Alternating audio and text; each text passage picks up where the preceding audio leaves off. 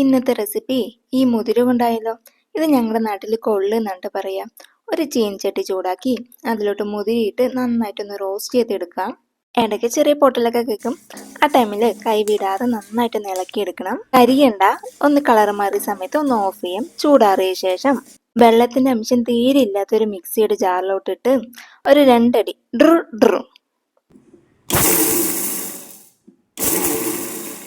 അപ്പം ഇതുപോലെ ഒന്ന് ക്രഷ് ആയി കിട്ടും. ചിലത് അതുപോലെ കിടക്കും, കാര്യമാക്കണ്ട. ഇനി ഒരു കുക്കറിലോട്ടിട്ട് ഒരു 3-4 പ്രാവശ്യം ഒന്ന് കഴുകിയെടുക്കണ്ടേ. കഴുകിയതിലോട്ട് ഒരു ഗ്ലാസ് വെള്ളം ഒഴിച്ച് ഒരു 4 വിസിൽ മതി. ഇനി കുറച്ച് അരിപ്പൊടി ഒട്ടും തന്നെ കട്ടകളില്ലാതെ കുറച്ച് വെള്ളം ഒഴിച്ചിട്ട് ഒന്ന് മിക്സ് ചെയ്തെടുക്കാം. ഒരു ചെറിയൊരു കറുപ്പ് പൊടി അതൊന്ന് മാറ്റിയെടുത്തിട്ടുണ്ട്. ഈ പരുവത്തിലാണ് കേട്ടോ വേണ്ടത്. വിസിലെല്ലാം പോയി നോക്കുമ്പോൾ മുതിരി ഇതുപോലെ ആയി കിട്ടിയിട്ടുണ്ടാകും. കുറച്ചും കൂടി വെള്ളം ഒഴിച്ചിട്ട് ആ വെള്ളം ഒന്ന് മാറ്റിയെടുക്കാം.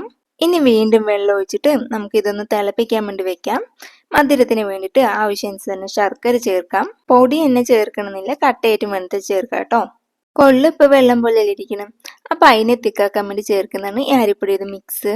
ഈ മിക്സും ചേർത്ത് ഒട്ടും തന്നെ കട്ടകളില്ലാതെ നന്നായിട്ട് ഇളക്കിയെടുക്കണം. കൈവിടാതെ ഇളക്കിയെടുക്കാൻ ശ്രദ്ധിക്കണം, ഇല്ല പെട്ടെന്ന് കട്ട പിടിച്ചിട്ട് പോവും.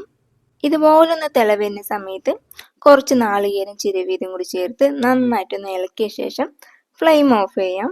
ഇത് തിരുവാതിര സമയത്ത് പാലക്കാട് വെക്കണ സ്പെഷ്യൽ ആയിട്ടുള്ള മധുരക്കറിയാണ്. എനിക്കിപ്പോഴാണ് കഴിക്കാൻ തോന്നിയത്. ഒരു നൊസ്റ്റു അടിച്ചപ്പോൾ ഉണ്ടാക്കി കഴിച്ചതാണ്. അപ്പൊ എങ്ങനെയാ, ട്രൈ ചെയ്യല്ലേ?